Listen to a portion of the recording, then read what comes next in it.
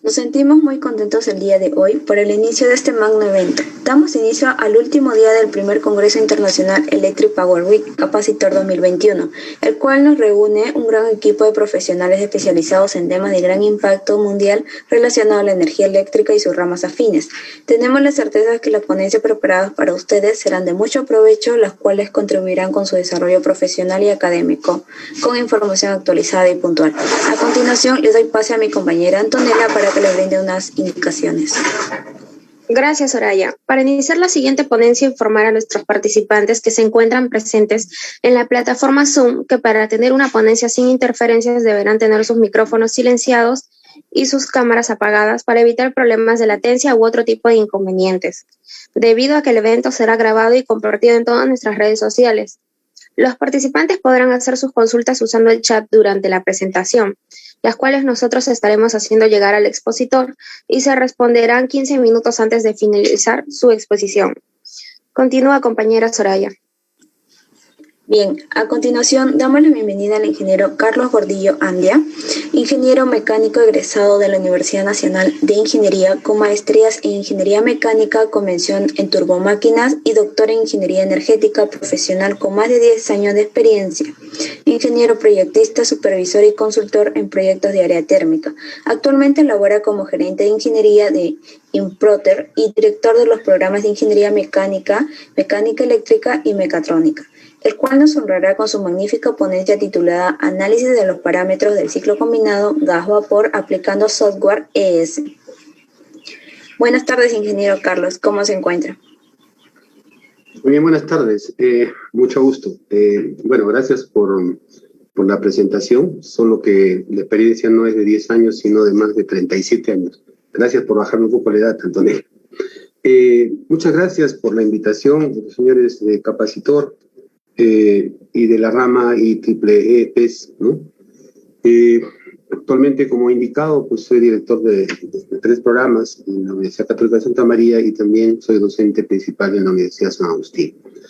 Bien, permítame por favor compartir la pantalla para digamos, comenzar de inmediato. Bien, ingeniero, le dejamos a cargo de su ponencia. Estamos por internos para solucionar cualquier problema técnico que se pueda presentar y para resolver dudas referentes a los certificados por el evento. Todo soy ingeniero. Perfecto. Muchas gracias, Antonella.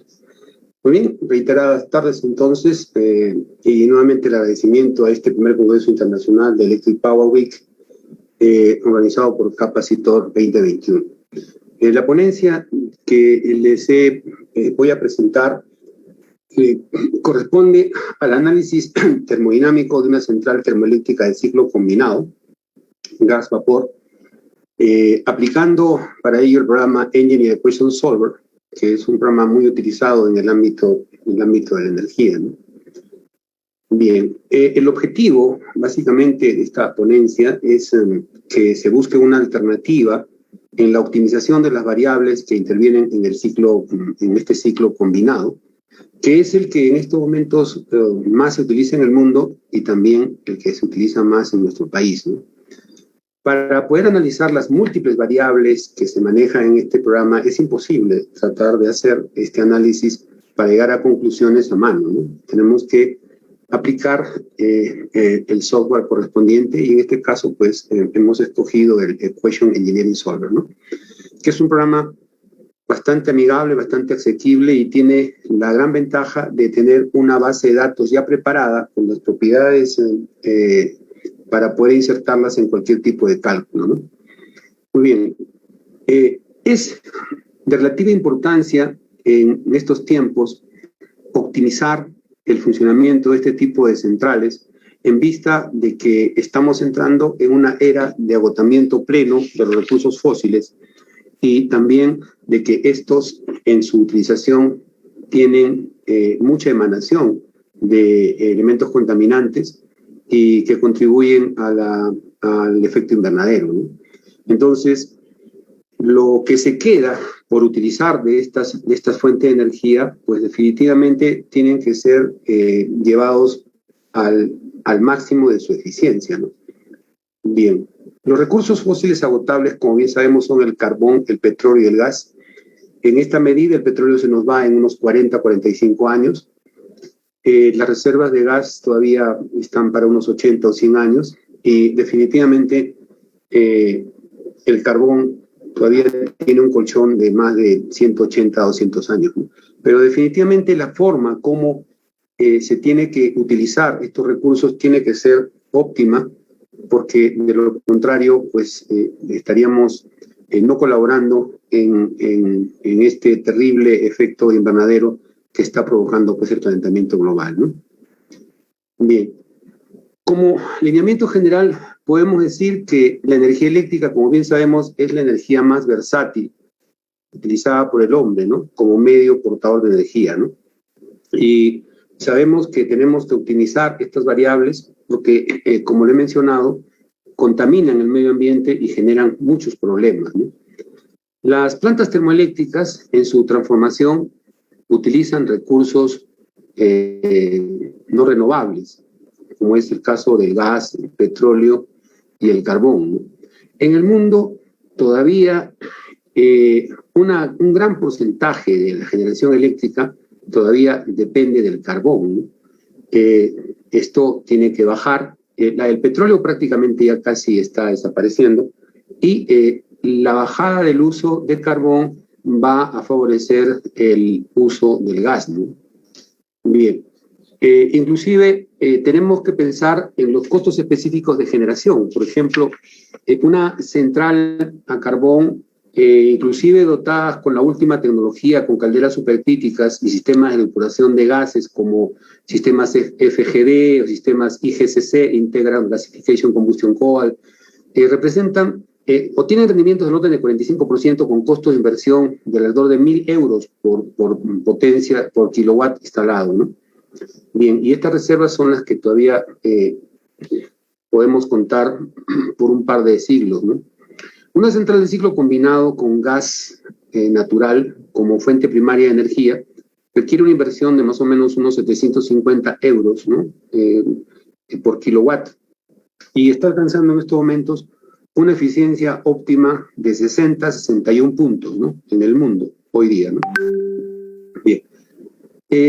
Si nosotros planteamos más o menos qué tipo de reservas de energía tenemos en el país, pues es un poco curioso esto, ¿no? Petróleo no tenemos un déficit en la utilización de petróleo, estamos alrededor de 180,000 barriles diarios, solo podemos procesar alrededor de 65,000. Las reservas que tenemos de gas que alcanzan básicamente centradas en Camisea, en el lote 88, 56, 58, pues están en el orden de unos 13 terapias cúbicos, no hay visos de un nuevo descubrimiento, contra 70 que tiene Bolivia, contra 170 que tiene Venezuela. Y paramos porque en Sudamérica ya no hay más reservas de gas, ¿no? Como pueden ver, los grandes países que tienen gas como Rusia, Irán, Irak, cuentan con reservas por encima de 1.500 terapias cúbicos, ¿no? O sea, TCA, que se llama en inglés. Nosotros somos un país que tiene un recurso hídrico muy grande. Pues lamentablemente para ello se necesita una gran inversión, ¿no?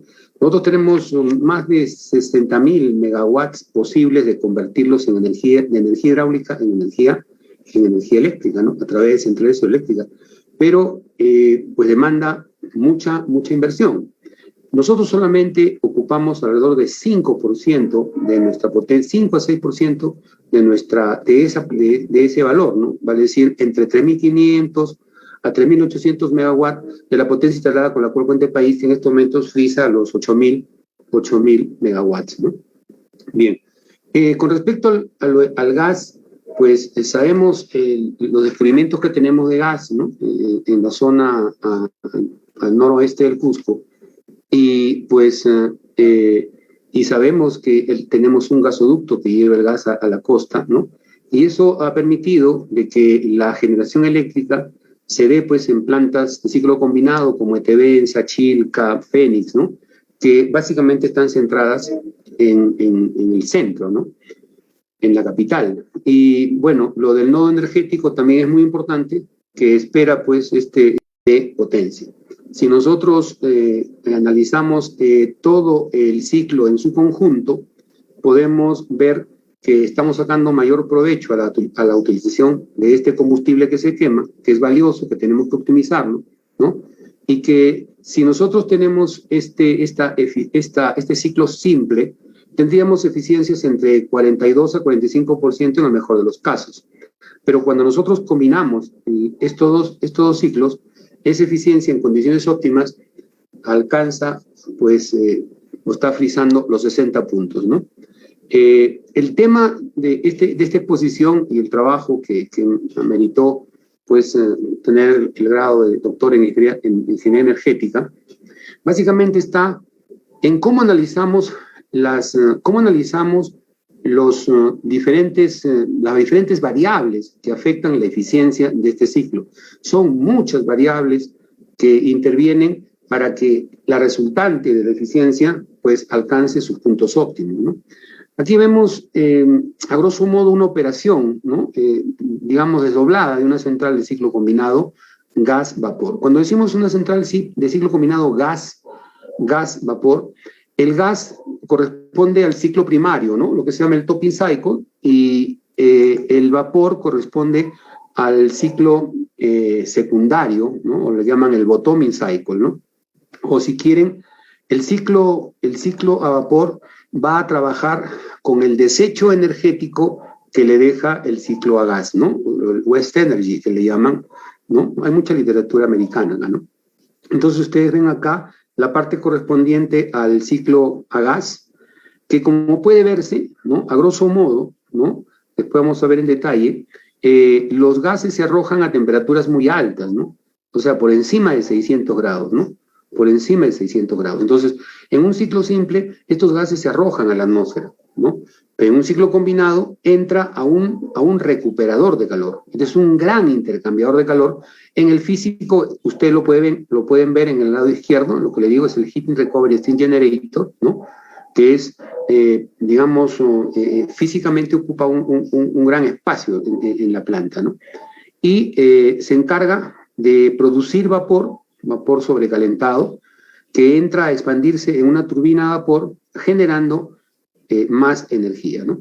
Entonces, si nosotros hacemos la sumatoria aproximadamente del aprovechamiento energético, haciendo un balance, así muy somero en este ejemplo que le estoy indicando, pues estaríamos hablando de una eficiencia de 58 puntos, por ejemplo, ¿no? Entonces, esa es un poco la idea global de que se tiene. Esto es una vista donde ya vemos un poco más articulado, ¿no? Todo lo que es la planta, o sea, el HRCG, la turbina a gas, por supuesto con su generador, la turbina a vapor, por supuesto con su generador, ¿no? Y después vamos a ver las diferentes formas, cómo se puede articular los ejes, ¿no? Los shaft drive de manejo conectados al generador para las diferentes configuraciones que existen, ¿no? Bien. ¿Por qué es una tecnología interesante, no? Combinar ciclos nos lleva a eficiencias de optimización térmica más altas, ¿no? Esa es la idea, ¿no? Del aprovechamiento en máxima escala de la energía primaria con la que cuenta el combustible, ¿no? Reducidos tiempos de arranque, reducidos plazos de construcción. Aquí hay una gran ventaja, ¿no? Respecto a lo que son las construcciones de una central hidroeléctrica, ¿no? Que puede durar, pues, definitivamente muchos años. La otra situación también es que normalmente estas plantas, pues, son ubicadas en el sitio donde tenemos el recurso combustible que puede ser conducido, ¿no? A través de un gasoducto o en caso de una central que necesite carbón, un abastecimiento cerca al mar para que los barcos puedan acodar su abastecimiento. A diferencia de las centrales hidráulicas que tienen que ubicarse exactamente donde se encuentra el salto, ¿no? Y si el salto se encuentra muy lejos, pues desde ese punto tenemos que traer la energía en alta tensión, ¿no?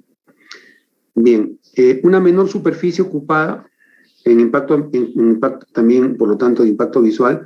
Aquí tenemos que ser muy claros, ¿no? La parte de gas ocupa una superficie muy pequeña, pero la parte de vapor no es tan pequeña, como vamos a ver, ¿no? Es decir, no hay una proporción entre el espacio que ocupa el tipo de central y la generación. O sea, yo puedo tener una turbina de 300 megavatios con turbinas a gas que tiene una ocupación de espacio bastante pequeña, como 1, y para la misma potencia, la parte correspondiente a vapor puede tener como 5, ¿no? Entonces, es bastante más grande el espacio en la parte de vapor. Bien, los aspectos medioambientales creo que digamos, es necesario recalcarlos, porque en el momento que nosotros optimizamos estas plantas, nos vamos a tener disminución de bajas emisiones de NOx, o sea, de los óxidos de nitrógeno. Estos NOx que son muy contaminantes, dada la pentavalencia que tiene el hidrógeno. Las emisiones de los anhidridos de azufre también, obviamente, hace que la posibilidad de que se provoque ácido sulfúrico en la expulsión de los gases sea nula, en vista de que si se usa gas, el gas natural en su composición no tiene azufre, ¿no? Por lo tanto, los gases teóricamente no tendrían un límite hasta cuándo podemos nosotros sacar la energía. En cambio, cuando nosotros, digamos, tenemos la utilización de petróleo, diésel 2, que también es una alternativa para las plantas Jill Brayton, pues si bien es cierto, tiene 0,2% de azufre, esto va a obligar a que en los gases de escape haya la posibilidad de tener SO3, que cuando se junta con el H2 forma H2SO4, y esto al condensarse, enfriando los gases, pues tenemos la famosa lluvia ácida, ¿no? Lo que nos impide un aprovechamiento más grande cuando tenemos utilizando este combustible, ¿no? O sea, un plus más para el uso de gas natural, evidentemente, en este tipo de plantas. Debo recordar que el gas natural, al ser una molécula donde prima el metano, casi 90%, la composición del gas es variable, la que tenemos en camisea más o menos tiene 90% de metano y 5% de etano, ¿no? Pues hace de que su poder calorífico sea relativamente bajo comparado con combustibles de cadena de carbón más pesado, ¿no? Porque está en función directa a la presencia del carbono. Bien, pero su costo pues es realmente abismal, ¿no? Un costo muy bajo comparativamente con los otros combustibles, además de la no contaminación. Entonces, como consecuencia, las combustiones tienden a ser más completas, tienden a trabajar con menos exceso de aire. Al trabajar con menos exceso de aire, entonces las emisiones de dióxido de carbono pues disminuyen, ¿no? También menores consumos de agua de refrigeración, ¿no? Normalmente 1/3 del consumo de la central convencional, de igual potencia, aunque aquí también debemos anunciar otras cosas, ¿no? Por ejemplo, ya la tecnología de usar agua y las grandes torres de enfriamiento típicas de las centrales nucleares, que son variaciones del ciclo Rankine, pues eso está quedando de lado, ¿no? Porque vamos a ver que ahora está entrando la tecnología de los aeroenfriadores, que vamos a ver más adelante. Aquí tenemos algunos parámetros característicos de una central de ciclo combinado, ¿no?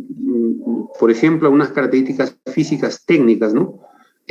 Respecto a los parámetros que normalmente se tiene que usar. La potencia por grupos, la configuración, es decir, la configuración tiene que ver, por ejemplo, que si yo tengo una turbina a gas, va a abastecer su waste energy, su energía residual, hacia un ciclo, digamos, Rankine. O podría ser que 2 turbinas a gas abastezcan a un ciclo Rankine, o 3 turbinas a gas abastezcan a un ciclo Rankine. Es decir, diferentes configuraciones, ¿no? Es muy importante la configuración, depende del espacio, de las condiciones, obviamente, de eficiencia también mecánica de disposición, ¿no? El tipo de refrigeración, ya les he dicho, ahora está entrando mucho lo que es el aeroenfriamiento, ¿no?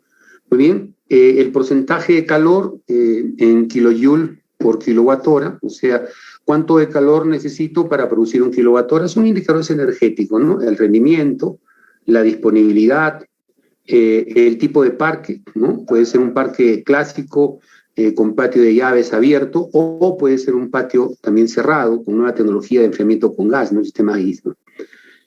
Bien, las emisiones, la evacuación de energía, ¿no? Etcétera, ¿no? Temperatura de salida de gases de escape, mire, muy interesante, 110 grados. 110 grados es una temperatura típica de, o menos inclusive, de evacuación de los gases utilizando gas natural.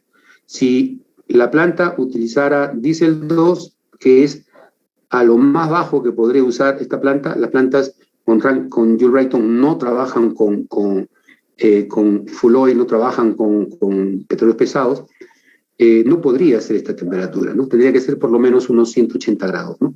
Inclusive en Phoenix, una planta, una central de ciclo combinado, o la de Chilca, ¿no? Aquí a unos 50-60 kilómetros a la salida de Lima al sur, pues donde llega el gasoducto, por cierto, ¿no? Ha logrado trabajar inclusive con temperatura de salida hasta de 92 grados, ¿no?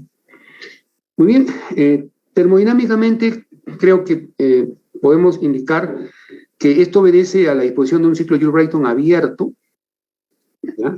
Discúlpenme si tengo la tendencia de hablar muy rápido, pero son muchas cosas que me gustaría compartir con ustedes y después inclusive dejar un espacio para que hagan todas las preguntas que crean convenientes, ¿no? Aquí estamos viendo cómo es el ciclo termodinámico clásico en un plano temperatura-entropía, ¿no? Sabemos que este plano nos da muchas ventajas porque sabemos que el área representa el calor, ¿no? Por lo tanto, vemos acá el área de 2 a 3, que es más grande, que es el calor dado, y el área de 4 a 1, que sería el calor rechazado. Por lo tanto, el área que queda comprendida en el ciclo vendría a ser el calor neto, que por primera ley también representa el trabajo neto, ¿no? Son situaciones que termodinámicamente las tenemos que tener claras, ¿no? Aquí estamos planteando un esquema muy simple, recordando lo que es el ciclo Rankine, ¿no? En el ciclo Rankine tenemos otros componentes. En el ciclo Joule-Brayton tenemos el compresor, la cámara de combustión, porque trabaja siempre con ciclo abierto, y el compresor, nada más. En el caso del ciclo Rankine, trabajamos con un elemento donde se necesita darle calor, normalmente es un caldero, aquí no va a haber caldero, va a haber HRSG, la turbina a vapor, por supuesto, el condensador y la bomba que hace recircular el fluido de trabajo que es el agua. Algunas situaciones que podemos comparar entre estos dos ciclos, que es muy importante que las tengamos en cuenta. Ambos ciclos tienen los mismos procesos, o sea, tienen dos procesos de entrega y rechazo calor de manera isobárica. Los dos tienen lo mismo. Y los dos tienen procesos tanto en la compresión, en el caso del Wrighton, como en el bombeo, en el caso del ciclo Rankine, que son procesos isoentrópicos, procesos donde la entropía se mantiene constante y donde no habría transferencia de calor teóricamente. Muy bien, entonces miren, teniendo los mismos procesos y teniendo las mismas características termodinámicas, los ciclos son totalmente diferentes porque este trabaja con gas y este trabaja con vapor de agua, ¿no? Otra gran diferencia es que los ciclos que trabajan con gas trabajan con altas temperaturas de entrada a la turbina, en el orden de 1300, 1500 grados centígrados. En cambio, en el caso de las turbinas a vapor, la presión, la temperatura con la cual entra el vapor a la turbina está más o menos entre 500 a 600 grados, ¿no? Por el contrario, las presiones que trabaja el gas en un ciclo de Wrighton pueden estar en el orden de 12 hasta 18 bar. La presión con la cual entra el vapor a una turbina a vapor puede ser inclusive súper crítica, o sea, unos 220 bar o más. Entonces, se dan cuenta ustedes que existen diferencias contundentes entre un ciclo y otro, ¿no? Y se van a dar cuenta que cuando nosotros combinamos los dos ciclos, una de las grandes ventajas que se tiene, ¿por qué se aprovecha esto? Es porque la eficiencia Carnot, que es la que rige todo, optimiza las temperaturas, la eficiencia en función sobre las temperaturas. Por lo tanto, el ciclo Joule-Wrighton trabaja mejor en un topping, o sea, en ciclos de alta temperatura, y el ciclo Rankine lo hace mejor en bajas temperaturas. Entonces, si yo combino el efecto de los dos, es obvio que la eficiencia necesariamente va a incrementarse, ¿no? Aquí vemos las partes principales de la planta del ciclo combinado. Acá vemos físicamente la turbina a gas, ¿no? Que es el elemento, o digamos, el corazón, el eje fundamental, ¿no? Que es un aparato bastante complicado, bastante complejo. No se trabaja ciclos cerrados. En la práctica se trabaja solamente ciclos abiertos, ¿ya? Estas turbinas a gas pueden ser de diferente tipo. Según su origen, pueden ser usadas en la aeronavegación, como bien sabemos, que es insustituible en la aviación, en el transporte aéreo, o industriales, o sea, digamos de planta parada, ¿no? O sea, como dice, de tierra. Y según la cámara de combustión, que es clave en el funcionamiento de esta parte, tenemos anulares, tuboanulares y de silo, ¿no? Y si analizamos el número de ejes, pues tenemos de 1, 2 o de múltiples ejes, ¿no? Bien, siguiendo con los demás elementos que componen el sistema, es una unidad compacta, ¿no? Vamos a verlo de repente en un video. Tenemos el compresor, la cámara de combustión, la turbina de expansión, el sistema de escape, el rotor, la carcasa, el sistema de admisión de aire. Este es un sistema que ocupa bastante espacio porque el filtro en las centrales reales pues ocupa un gran espacio, ¿no?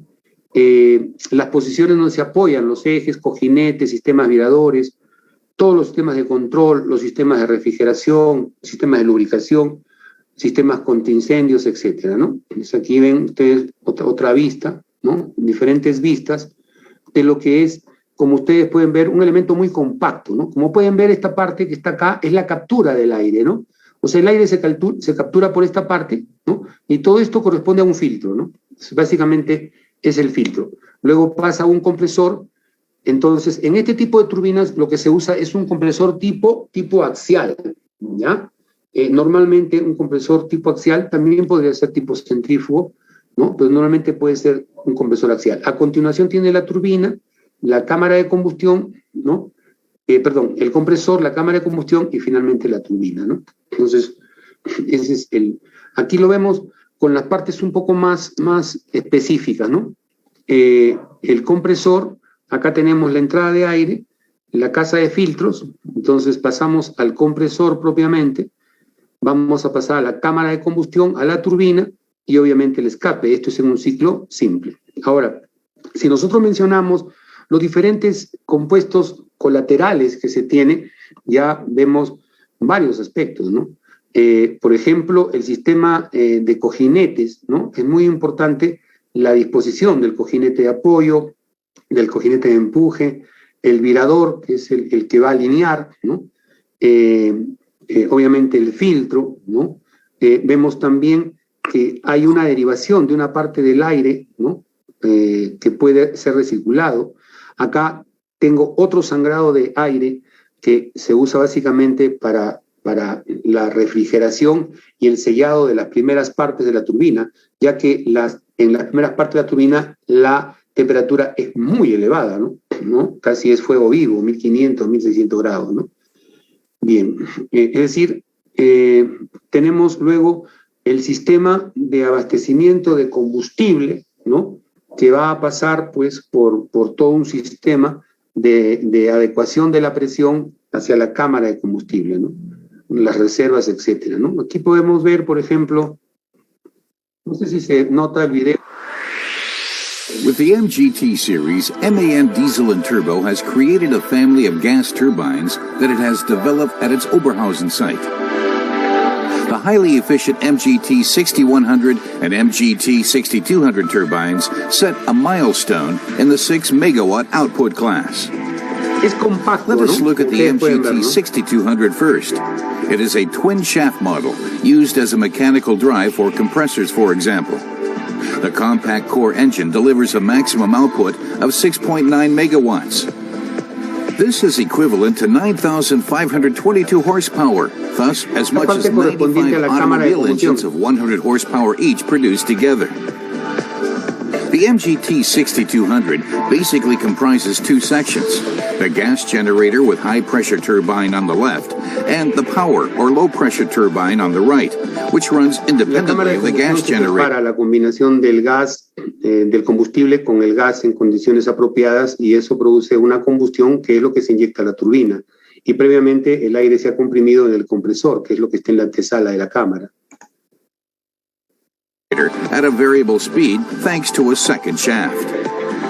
An external drive starts the gas turbine. El eje, ¿no? Que es un solo eje, que es movido, la turbina mueve el mismo eje que mueve al compresor y que mueve al generador. O sea, todo está alineado, ¿no? O sea, todo este eje está compresor, turbina y generador. Y quien es el que da el trabajo para todos es justamente la turbina. Case, it is an electric motor which drives the shaft of the high-pressure turbine and along with this the 11-stage axial compressor mounted on it. The compressor driven combustion chambers with around 15 times more oxygen. These advanced can combustors pre-mix the fuel gas with the compressed air homogeneously already before it enters the chamber. Afterwards, this mixture is ignited and burns with extremely low emissions. The fuel gas-air mixture expands due to the combustion heat to many times its volume. As a result, it flows at high speed first through the two rows of blades of the high-pressure turbine and then through the low-pressure or power turbine, thus driving both shafts. The exhaust gases flow through La gran diferencia que existe en esto, a ver si lo podemos detener acá, es muy simple. Una turbina a gas que es para generar energía eléctrica, tiene el compresor, la cámara de combustión y la turbina, ¿no? Y se expulsan los gases. Cuando la turbina es aeroderivativa para uso aeronáutico, tiene el compresor, pero antes del compresor se ayuda con un difusor o con un ventilador que ayuda a trasegar más aire. Tiene el compresor, tiene la cámara de combustión, tiene la turbina también. Pero en el caso del avión, la potencia de la turbina va a abastecer al compresor, no abastece a un generador. Pero como el salto el tálpico todavía le queda, entonces esa energía se le entrega a una tobera, lo que hace es acelerar el flujo y por cambio, al salir los gases a una alta velocidad, se produce un principio de acción y reacción y es lo que mueve al avión después, ¿no?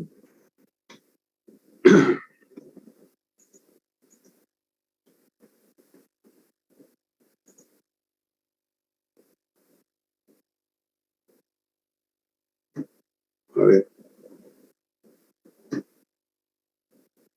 Está grabando, está cargando.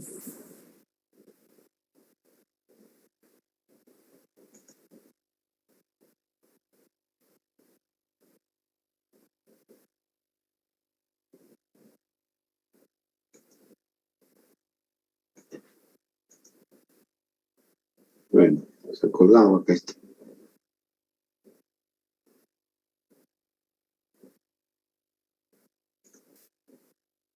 Tiene que abrirlo de nuevo.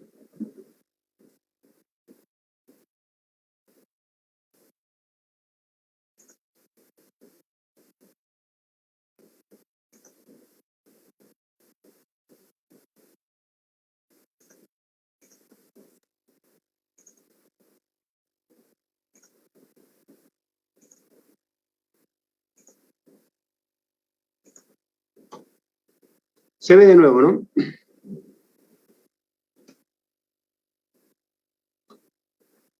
¿Se ve, por favor? No sé si...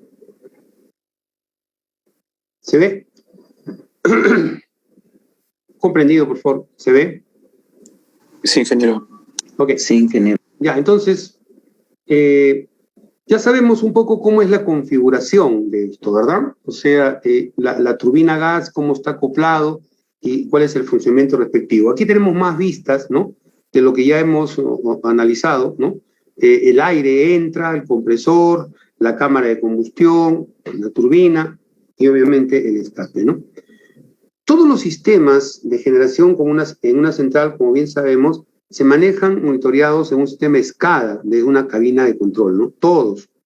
O sea, prácticamente nosotros desde la sala de control podemos automáticamente monitorear el comportamiento en tiempo real de todas las variables, ¿ya? Esa es una característica muy importante que nos da el control, ¿no? Del manejo de la central. ¿Por qué? Porque en una central termoeléctrica en términos generales, sea hidráulica o sea térmica, tenemos que controlar la frecuencia, tenemos que controlar la temperatura de los cojinetes, tenemos que controlar la velocidad de embalamiento, o sea, son muchos parámetros, ¿no?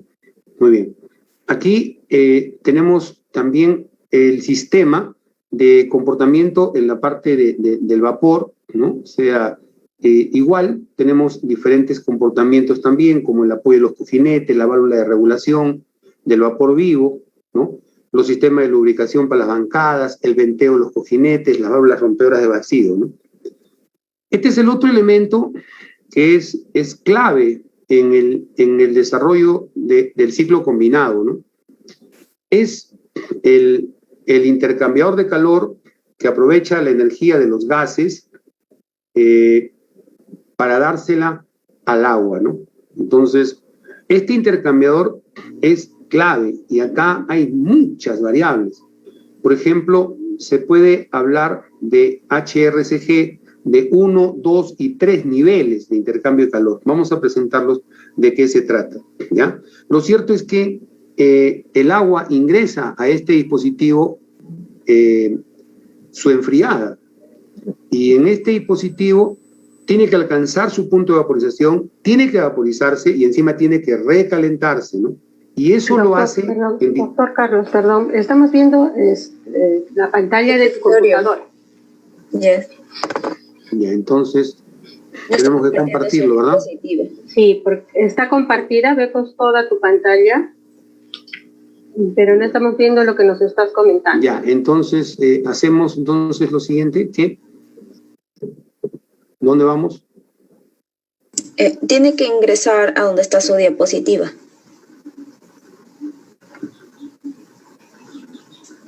¿Aquí?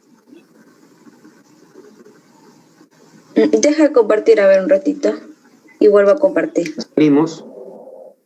Ya, y voy a compartir de nuevo, ¿sí? Ajá, sí. Ya.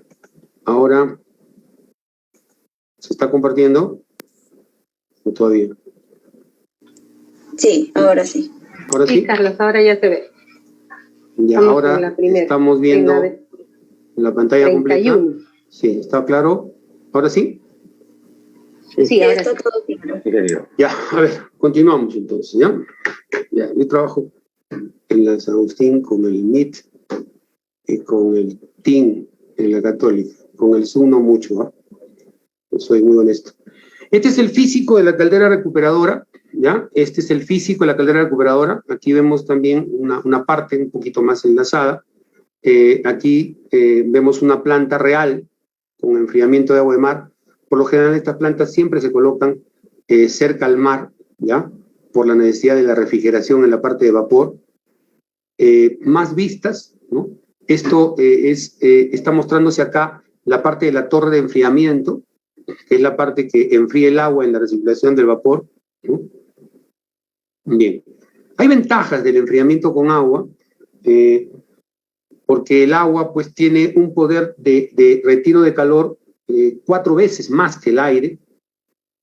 Y bueno, lo malo es que tenemos que colocarla cerca a fuentes para poder obtenerla y poder recircularla, ¿no? Bien, y eso, la ventaja es que el costo de bombeo es bien bajo, ¿no? Bien, pero si nosotros lo enfriamos con aire, necesitamos mayores potencias. A ver, les voy a poner cifras que son bastante claras para que se entienda.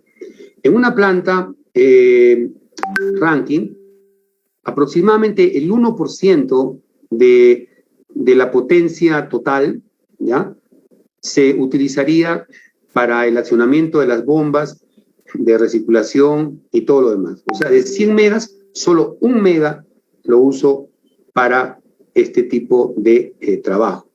Bien, si yo usara aire, entonces voy a usar 5 veces, ¿ya?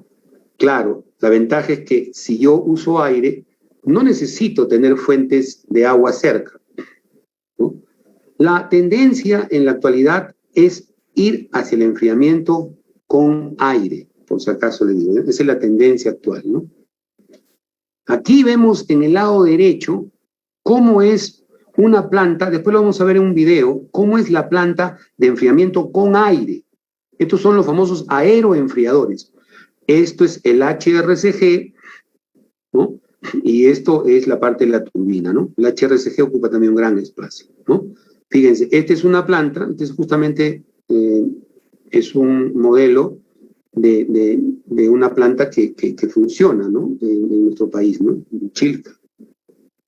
Bien.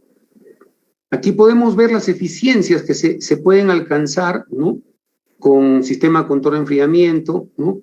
Las eficiencias de acuerdo a las temperaturas en el verano y en el invierno, porque también influye mucho la temperatura de ingreso del aire, ¿no?, al sistema. Aquí vemos un comportamiento de la salida de vapor en megavatios versus la presión del condensador. O sea, se puede ver que mientras más grande es la presión del condensador, ¿correcto?, pues la salida de la turbina de vapor cae, ¿no? Cae. Esto es muy importante, ¿eh? Porque normalmente las plantas que trabajan con este tipo, o sea, las plantas básicamente Rankine, trabajan con descargas al vacío. Es decir, la presión de descarga del condensador normalmente está entre 4 a 10 kilopascales. Eso significa que estamos prácticamente con 1/10 de atmósfera de presión a la salida, presiones de vacío. ¿Por qué? Porque mientras más alta es la salida, pues tenemos un déficit en lo que es la eficiencia, ¿no? Se nos cae. Muy bien. Aquí estamos hablando de algunos sistemas auxiliares, ¿no? Lo que se llaman el Balance Post Plan, ¿no? Son conjuntos complementarios que sirven para poder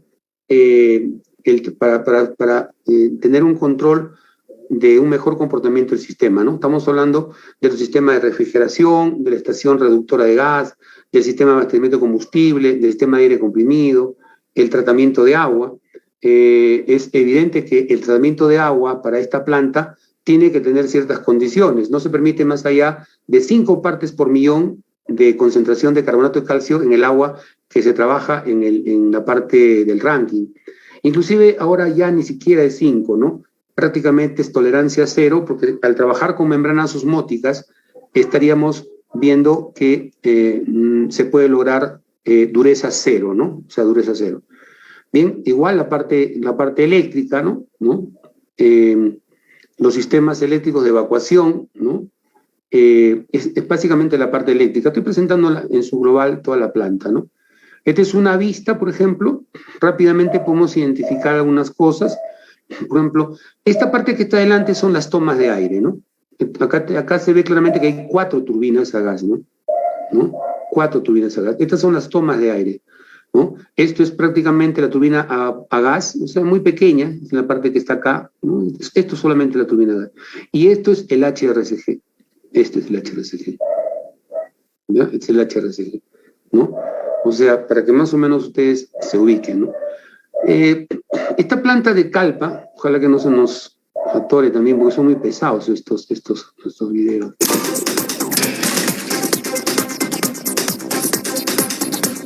El proceso inicia cuando el gas natural de Camisea ingresa a la estación de gas, donde es...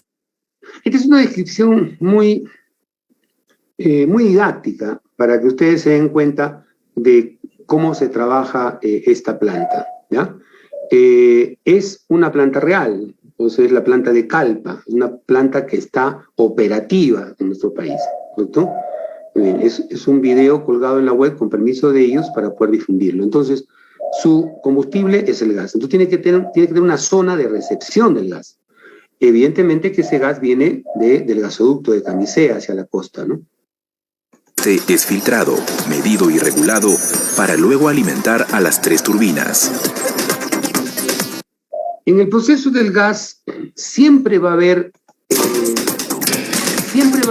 un proceso de filtrado, de regulación y medida. El proceso inicia cuando el gas natural de Camisea ingresa a la estación de gas, donde este es filtrado, medido y regulado para luego alimentar a las 3 turbinas.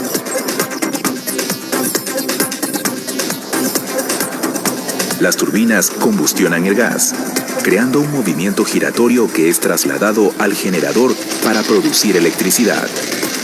Esta energía es transformada a alto voltaje para ser entregada al Sistema Interconectado Nacional. A través de este proceso, conocido como de ciclo abierto, Calpa genera 570 megawatts de potencia.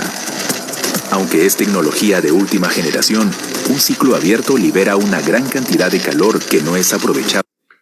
Ya, vamos a hacer un primer alto acá, ¿ya? Porque acá hay muchas cosas que van a centrar luego el cálculo cuando entremos a LIS, por ejemplo, ¿no? O sea, hasta acá se está planteando un ciclo abierto, ¿ya? Como pueden ver, está el compresor, el filtro, el compresor, la cámara de combustión y la turbina.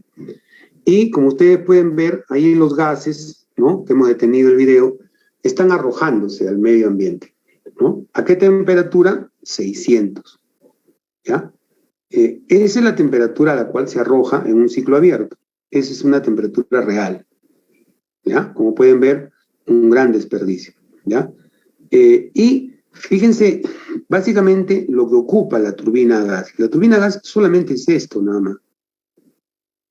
Esto es la chimenea y lo que está acá adelante es el filtro, ¿ya? Ahora van a ver lo que va a ocupar la parte del vapor, que es bastante grande. Y miren lo que pasa. En el proceso. Por ello, Calpa Generación decidió invertir $400 millones para convertir la central Calpa de ciclo abierto a ciclo combinado.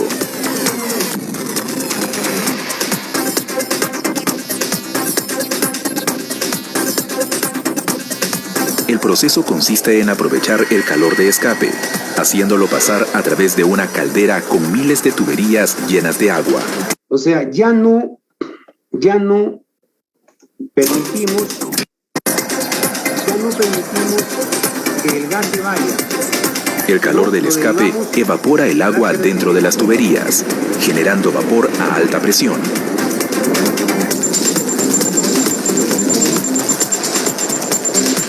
Este hace girar a la turbina de vapor, la cual acciona un generador, produciendo electricidad.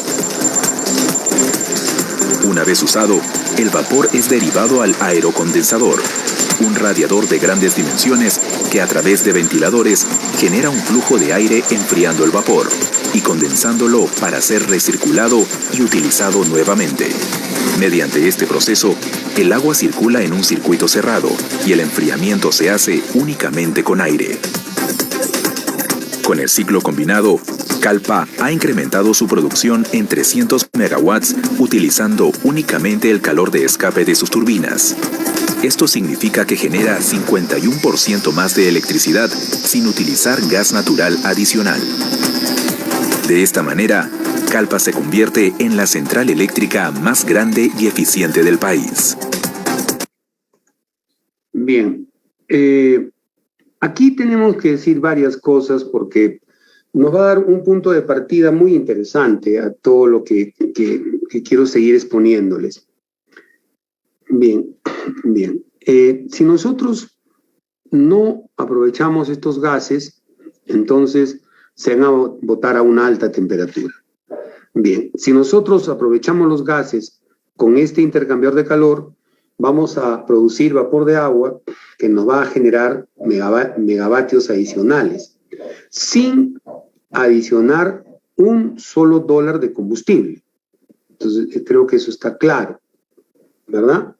Ya, pero la inversión también para hacer, digamos, instalar esta planta es fuerte. Bien, miren, en el caso específicamente de Calpa, ¿ya? En general, en cualquier tipo central de ciclo combinado, si ustedes llegan a tener condiciones óptimas de funcionamiento, ¿ya? Por lo general van a alcanzar alrededor de 50% de la energía primaria. Ejemplo, si nosotros tenemos 500 megavatios en esta turbina, entonces podríamos generar al menos unos 250 megavatios adicionales en vapor, ¿ya? Pero también la inversión es fuerte, ¿ya? La inversión es fuerte porque miren toda la parafernalia que mueve una planta a vapor. Hay que poner el HRSG, que es bien complejo, por las partes que vamos a explicar ahora. Tener la turbina a vapor, hay que tener un desgasificador, hay que tener un condensador enfriado por aire.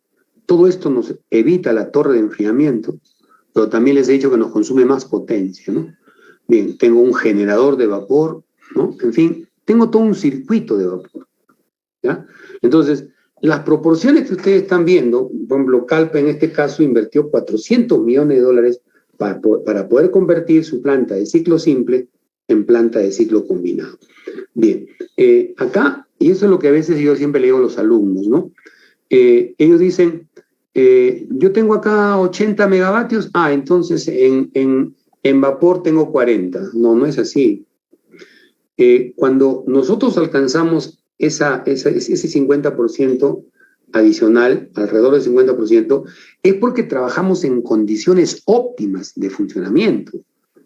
¿A qué se refiere con condiciones óptimas? Condiciones de relación de presión en la cámara, condiciones de temperatura de salida de los gases de la salida de la cámara, condiciones de salida de los gases de escape en el HRSG, presión de descarga en el condensador, condiciones de temperatura del aire de entrada hasta la humedad misma del aire, es decir, presión de extracción, sobre todo la presión a la cual va a entrar la caldera, los approach point y los pinch point que se van a producir en los diagramas de intercambio de calor que vamos a ver ahorita. Es decir, hay un montón de variables, ¿ya? Entonces, cuando nosotros resolvemos este circuito, ¿entienden? Resolvemos este circuito, ¿ya?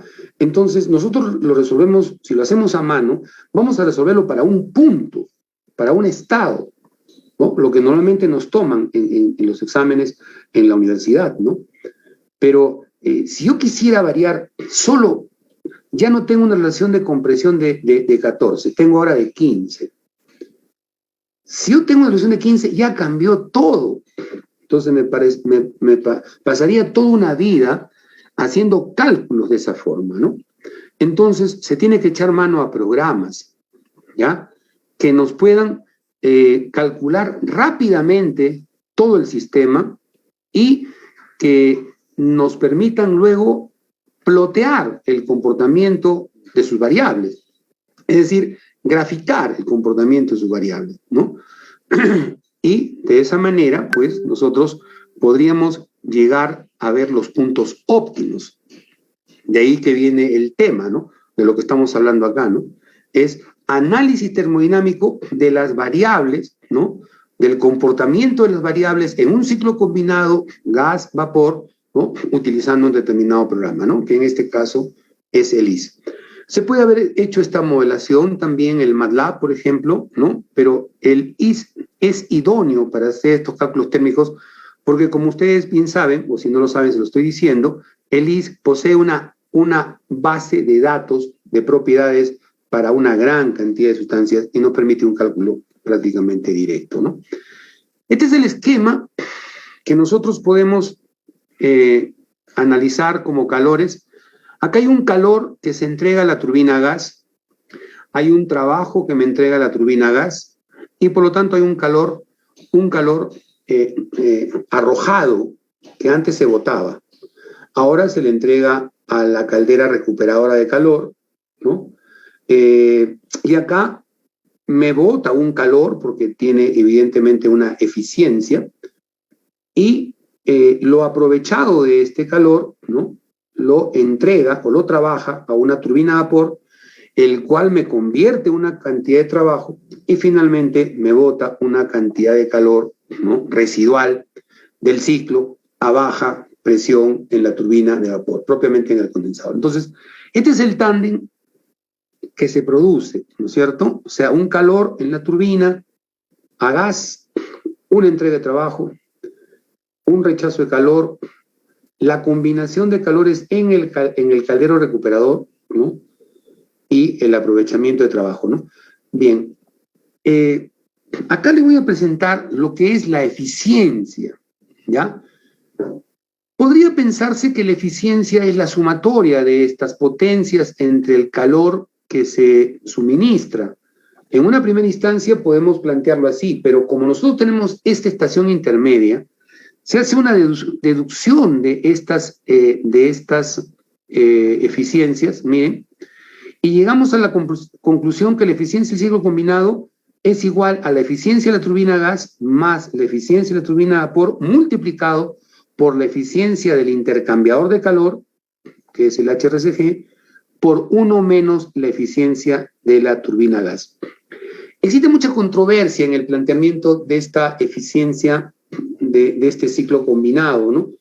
Las dos fuentes más importantes que he revisado son el Kelkhofer, que es de procedencia americana, y de la procedencia europea tenemos el Sabugal, que es el que plantea situaciones también parecidas a Kelkhofer, llegando a formas de eficiencia del ciclo combinado similares. Pero mucho cuidado, ¿ah? ¿No? No es la suma de trabajos entre el calor, no. La eficiencia del ciclo combinado está en función de las eficiencias del ciclo Joule, del ciclo Rankine y de la eficiencia del caldero recuperador. Este es un diagrama de Sankey que nos permite visualizar cómo es el diagrama de pérdidas, ¿no? Ya sabemos que un diagrama de Sankey es una expresión gráfica de cómo se deriva la energía. Como ustedes pueden ver, el 100% es aportado por el combustible, lógicamente, es el producto del flujo de combustible por el poder calorífico, ¿no? Acá hay un 37% que es aprovechado netamente por la turbina a gas, o se ha convertido en trabajo. Acá tengo este calor es el West Energy, ¿no? Y aquí vemos que una gran parte va al condensador, ¿no? Otra parte se la lleva la chimenea, ¿no? Los gases, porque es imposible que los gases terminen fríos, ¿no? A temperatura ambiente. Es imposible, ¿no? Y obviamente que esto es la potencia que se usa para la turbina a vapor, ¿no? Entonces ustedes están viendo que neto se está aprovechando un 57%, ¿no? Entonces se puede decir, a grosso modo, a través de este diagrama de Sankey, que estamos acá presentando un ligero, un balance bastante rápido, gráfico de 57%, ¿no? Aquí volvemos a ver el ciclo, pero ya con algunos valores, ¿ya? Por ejemplo, en esta planta, fíjense, se está suministrando unos 700 megawatts de energía calorífica y se producen 260 megawatts de potencia en gas. 260, ojo con eso. Bien, entramos acá a nuestro caldero recuperador, ¿ya? Como ustedes pueden ver, está botando a presión atmosférica, 1,013 bar, y está saliendo con una temperatura de 119 grados centígrados, ¿ya? Yo les he dicho que esto se puede bajar también, ¿no? Se puede bajar hasta 90. Muy bien. Acá, ustedes ya por primera vez les estoy presentando lo que se llama la función del calderín. El calderín es un recirculador en la parte intermedia del HRSG, que es la parte evaporativa. O sea, esta primera parte, cuando entre el agua, va a llevar a las condiciones de saturación, desde líquido comprimido. Cuando entra al bucle, entra al nudo, para que pueda provocar la vaporización, necesita un calderín de desfogue, y una vez que ya sale del calderín, se ha vaporizado, entra a la última parte, que es la parte 3, que es el sobrecalentador.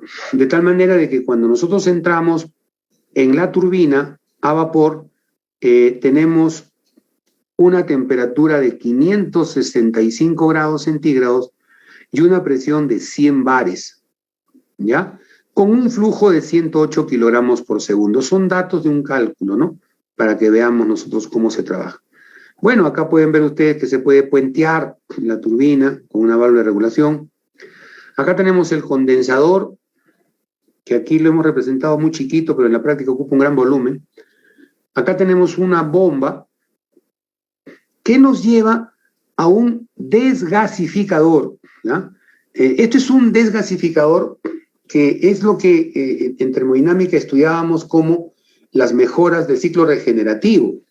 Entonces acá tengo que decirles de que las mejoras, o mejor dicho, ¿cuántos regeneradores se utilizan en un ciclo a vapor que trabaja en combinación con un Joule Brayton? ¿Cuántos? Bien.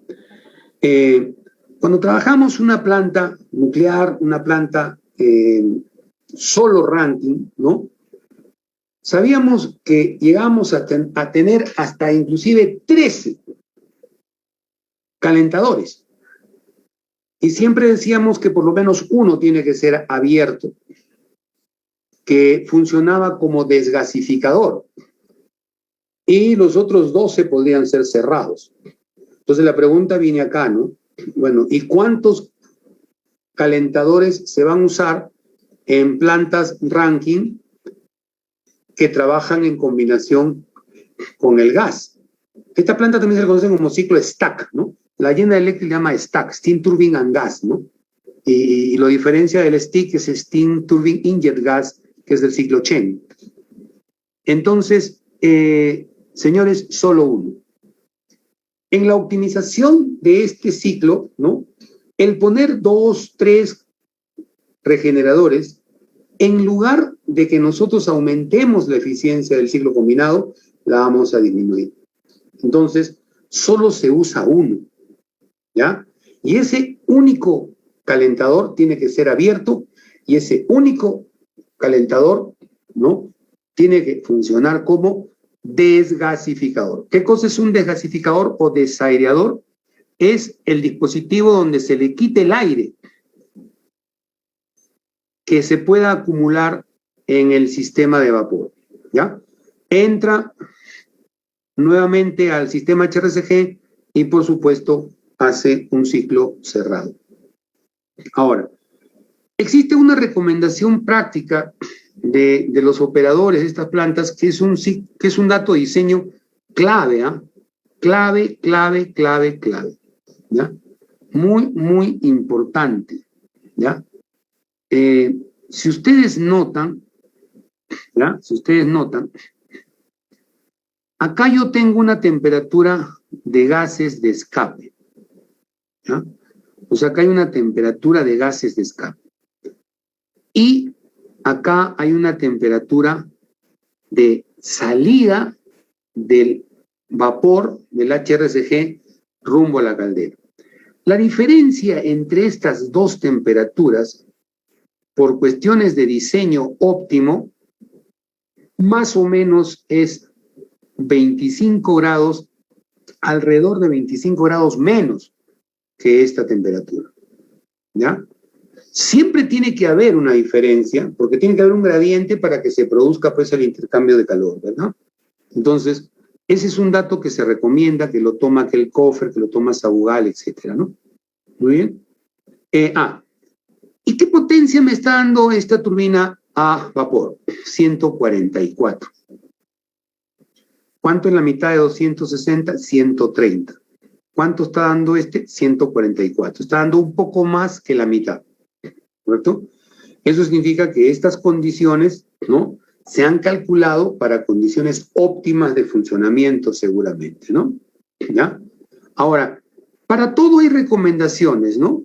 Recomendaciones que los operadores de estas plantas lo transcriben para que los diseños se sigan mejorando. Por ejemplo, los valores de caída de presión óptimos en el sobrecalentador, ¿no?, están comprendidos entre 5 a 8 bares, ¿no? Muy bien. Aquí estamos viendo que esta presión, fíjense, esta presión a la cual se está extrayendo el vapor, el sangrado hacia el desgasificador es 0,3.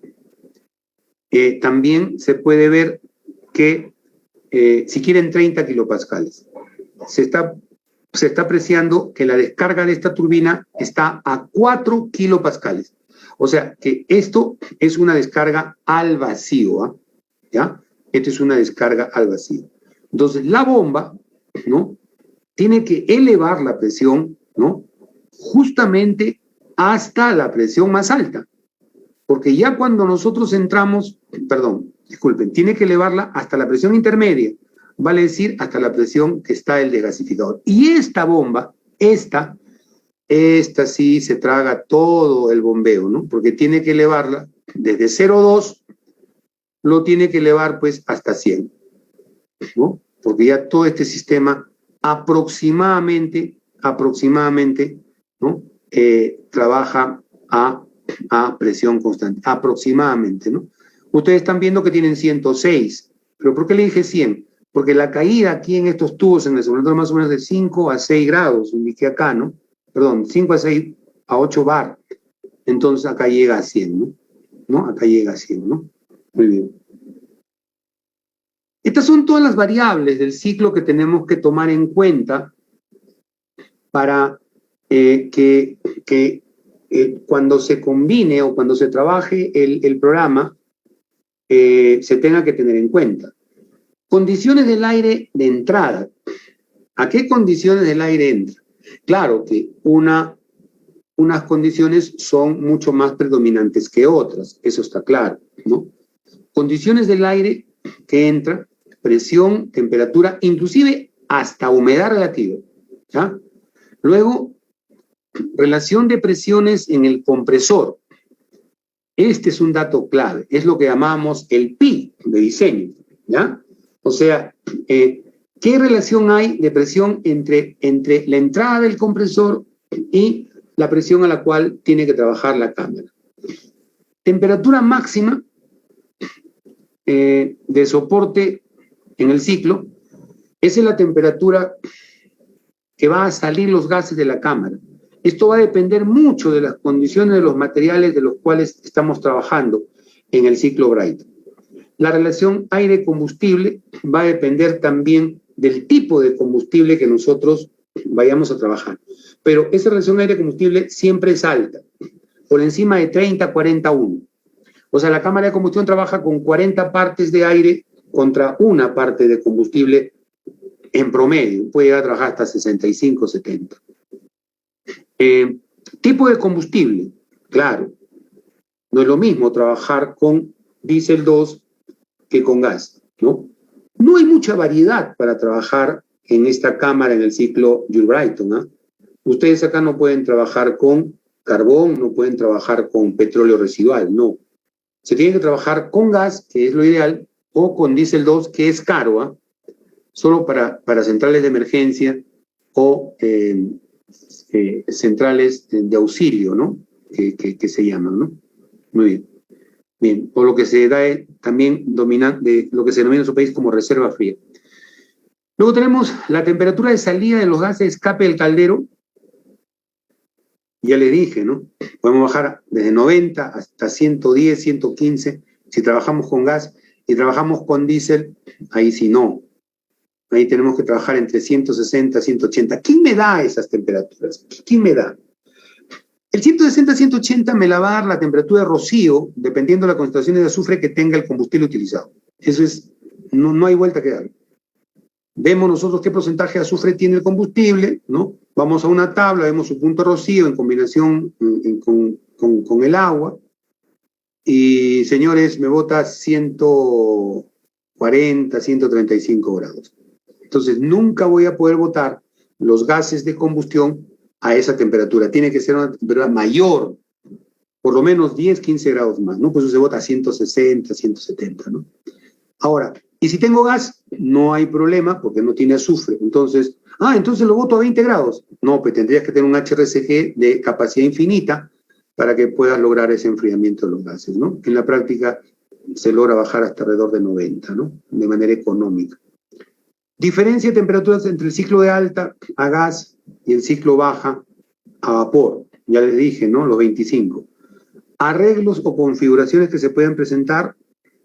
Tipo de refrigeración, abierto, torre, etc.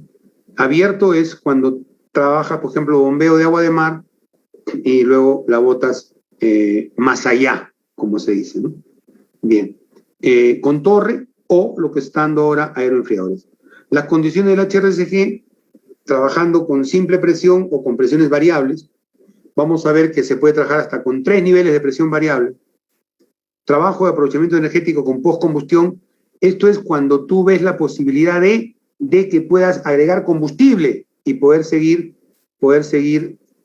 quemando combustible en el HRSG. Se logra incrementar también, pero ya modifica la eficiencia, ¿no? No estamos trabajando ese caso. El approach point y el pinch point, que son los acercamientos en el intercambio de calor en el calderín, ya les dije, la utilización de postcombustión o la repotenciación de ciclos, ¿no? Acá vemos diferentes tendencias, la eficiencia relativa, ¿ya? Versus la temperatura del aire. Podemos ver cómo la temperatura del aire, ¿correcto? El aire más caliente, ¿ya? Va a hacer caer las condiciones del vapor, pero va a mejorar las condiciones de la turbina, ¿no? Interesante, ¿no? Y en general va a mejorar las condiciones del ciclo combinado. O sea, a un ciclo lo puede favorecer y al otro ciclo no.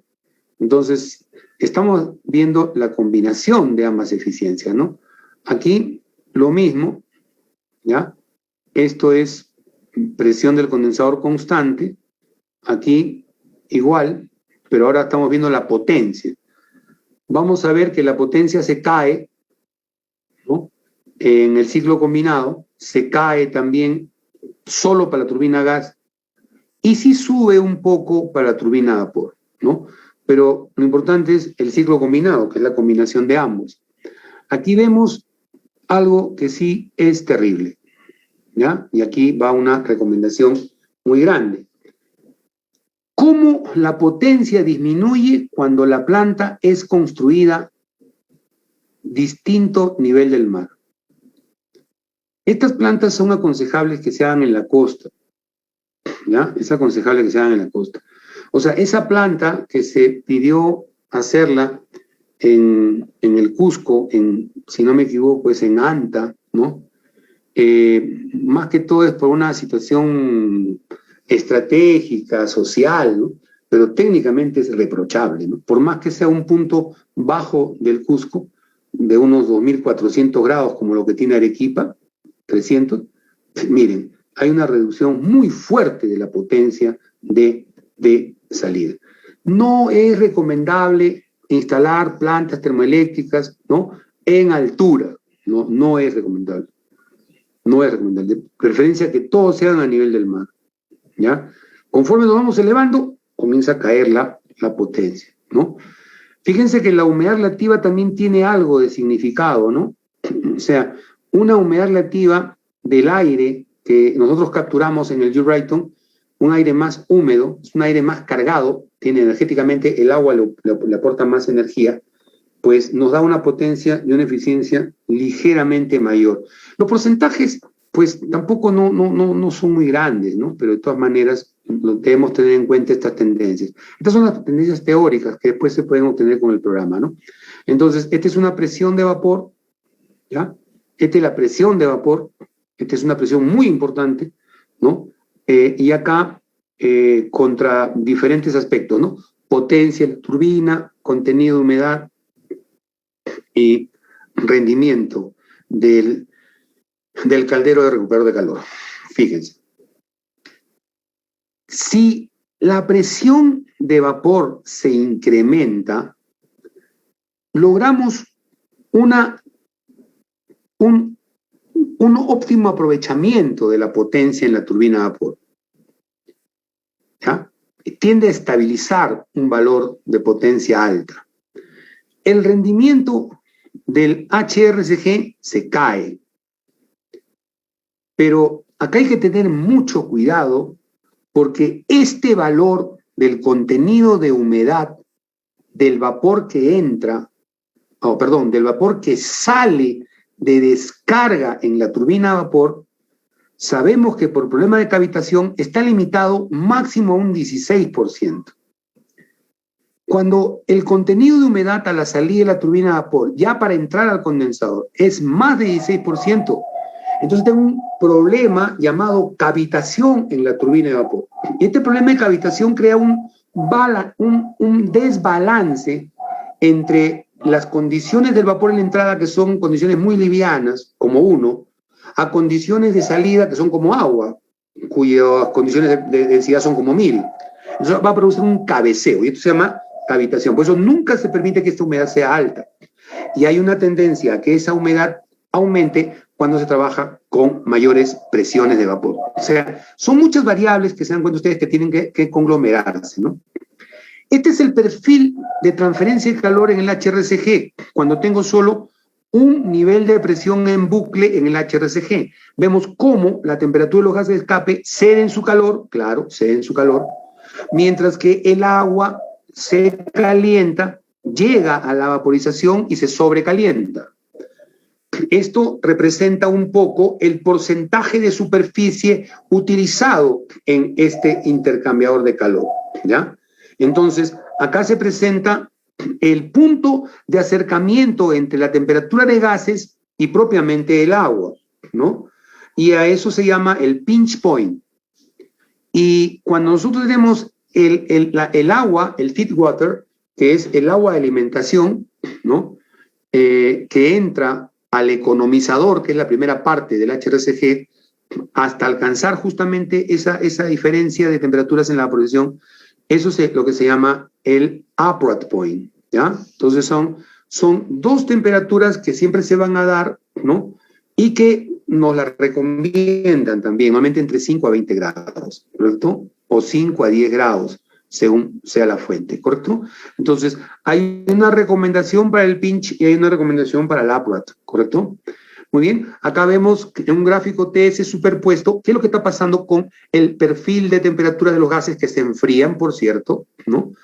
Con el perfil del agua que se calienta, por cierto, ¿no? Superpuestos en un mismo diagrama TS. Más tendencias, ¿no? En este caso tenemos la temperatura, ¿no? del agua de alimentación, ¿no? Aquí, contra el rendimiento, ¿no? Es decir, mientras más caliente entre el vapor, ¿no? La potencia sube, la humedad cae, eso nos conviene, eso es bueno, ¿no? Pero tener una temperatura promedio de entrada de entre 500 y 600 ya cuesta bastante, ¿no? Al HRSG. Esto es el comportamiento del pinch point con respecto a la potencia, ¿no? Fíjense que estamos variando solo entre 5 y 30, ¿no? Y aquí ustedes ya ven cómo se está trabajando con dos niveles de presión, ¿no?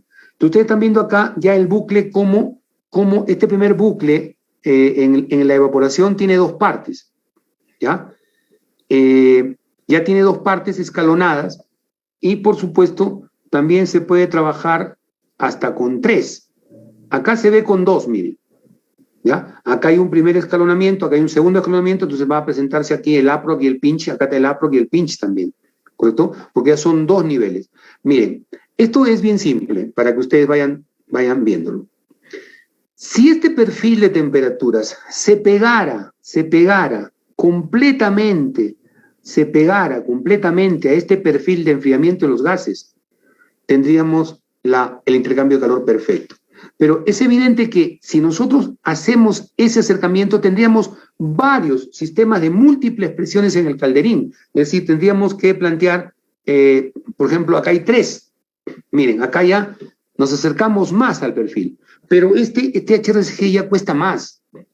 Ya económicamente esto se escapa. Entonces, en el diseño se opta máximo por 3 niveles, ¿ya? Todas las centrales trabajan máximo con 3 niveles en el HRSG. Pero ¿qué es lo que se busca? Repito, ¿qué es lo que se busca? Se busca acercar el perfil de enfriamiento de los gases hacia el perfil de calentamiento del agua con, por supuesto, las estaciones que provocan los bucles en los respectivos calderines, ¿no? Estos son los calderines de recirculación. Aquí también hay otra variable. La variable es, bueno, ¿y qué presiones tomo para estos calderines, no? Si ustedes toman diferentes presiones, va a salir diferentes comportamientos. Entonces, es otra variable que tenemos que tener en cuenta cuando se trabaja el dato de ingreso al programa, ¿no? Muy bien. Entonces, diferentes comportamientos seguimos viendo, en este caso es la presión alta, ¿no? Con 30 bar, de ejemplo, y con 10 bar, ¿no? La temperatura de vapor, son diferentes combinaciones, ¿no? Teóricamente. Las configuraciones son, por ejemplo, esta es una configuración monoeje, monoejes, todo está alineado en uno solo, ¿no? Acá es 1 por 1, multieje. Entonces, tengo una turbina a vapor, tengo una turbina a gas, tengo un HRSG y tengo una turbina a vapor, separado, uno con uno, ¿no? Acá vemos una vista. Acá 1 por 1 monoeje, diferentes configuraciones. O sea, su turbina a gas, su HRSG, su turbina a vapor, pero en un solo eje, monoeje. Acá tenemos una vista de una planta en el mundo así. Acá tenemos multieje, o sea, 2 o más y una turbina a vapor, ¿no?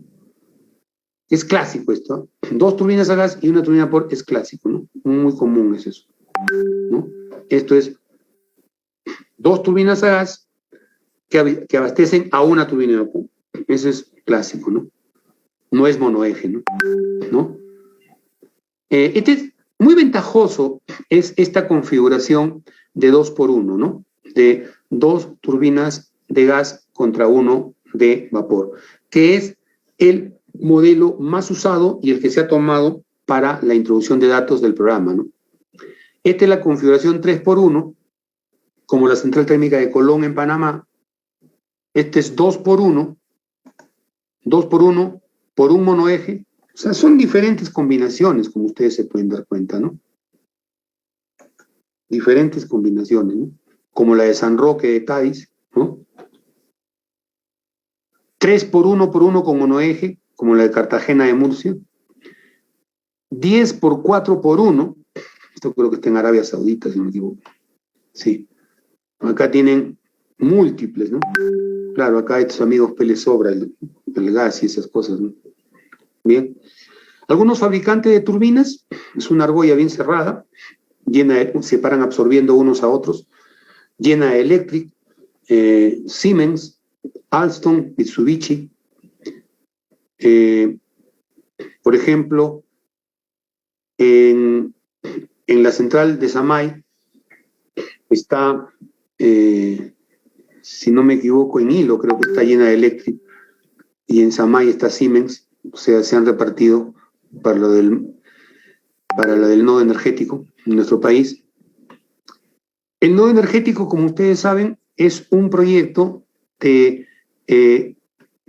consumir el gas que este gasoducto iba a traer, ¿no?, hacia las dos centrales construidas, una que está en Mollendo, que es la de Samay, y la otra de Hilo. Las dos están construidas, ¿eh? Las dos están funcionando, pero no están funcionando en ciclo combinado, están funcionando con diésel, pero todavía no está planteado el ciclo combinado. O sea, tiene que esperar que llegue el gas, ¿no? Pues están construidas, ¿eh? Y no es poca cosa. O sea, acá estamos hablando de 720 megavatios. Estamos hablando de la 10ª parte de la potencia del país, ¿no? Y acá 680 megavatios, si no me equivoco, en Hilo. Funcionando, ¿eh? Pues están como reserva fría, ¿no? Porque son muy caras, porque trabajan con diésel. Cuando llegue el gas, entonces se amplía hacia ciclo combinado y trabajan todo lo que estamos conversando hoy, ¿no?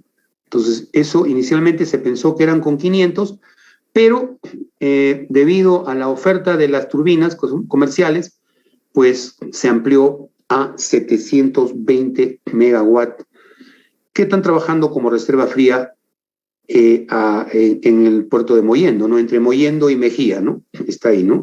Yendo a Mejía hacia la mano izquierda, ¿no?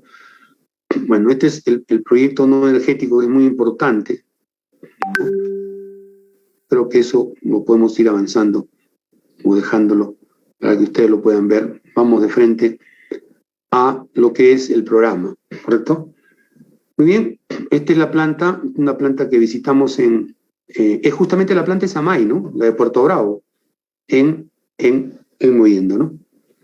Estas son las características de la planta, una planta que está funcionando, ¿no? Le decía que tiene turbinas General Electric, o sea, la de Samay es de General Electric, la de Hilo son de Siemens, ¿no? Bien, esta es la configuración que tienen en Samay, es la que hemos metido al programa, ¿correcto? Entonces, repasemos cómo obedece esta configuración.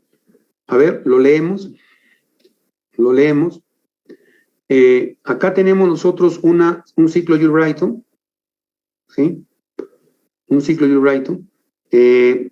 Todos los gases pasan por múltiples sistemas de 3 presiones, tiene su desgasificador y trabaja con esta turbina a vapor.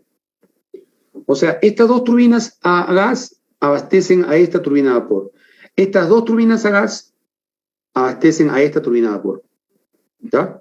Esa es la configuración que hay en Samay, es la configuración que se corrió en el programa de este trabajo que es real, ¿no? Este trabajo es real, ¿no? Aquí lo vemos un poco más claro, donde nosotros hemos establecido los puntos. Estos puntos son los diferentes estados que se tienen que determinar termodinámicamente, ¿no? Entonces acá ya está el resumen de los cálculos, ¿me entienden? Este es el resumen de los cálculos que se trabajan termodinámicamente, ¿ya? Y esto se corre en un programa, a ver, permítanme acá, sigo compartiendo, creo. Por ejemplo, abrimos el IS, que es un programa que ustedes lo pueden fácilmente obtener de la web, ¿no? Es de uso libre. Y vamos a abrir el programa, vamos a abrir la carpeta para... Ingeniero, no está compartiendo el programa, está compartiendo su diapositiva. Deja de compartir y de nuevo comparta. A ver, de nuevo vamos a poner esto, entramos en problemitas. Entonces, ¿qué hago? ¿Qué hago acá? Voy a... Sí, deja de compartir. Dejo de compartir. ¿Cómo dejo de compartir? En stop. Acá, listo, dejé de compartir. Luego, Ahora, comparta nuevamente su escritorio y vaya al programa. ya, así, y me voy al programa, ¿sí? Sí, Ya, ahora sí. sí, ahora sí. Ya. Entonces, vamos acá, abrimos el programa y vamos a abrirlo desde acá.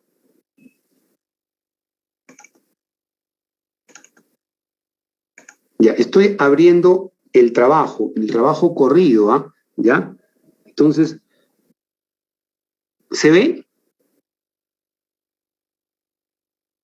¿Se ve? Sí, sí se puede visualizar. Ya, acá estoy sobre el programa que diseñé para esta central, ¿correcto?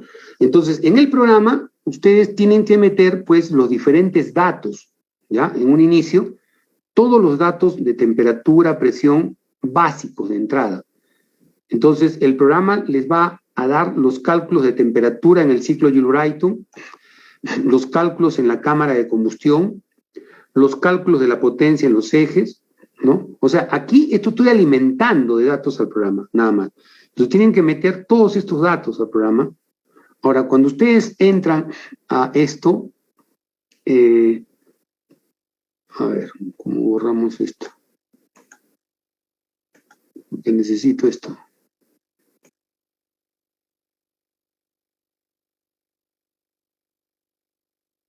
¿Qué desea hacer, ingeniero, para poderle dar soporte?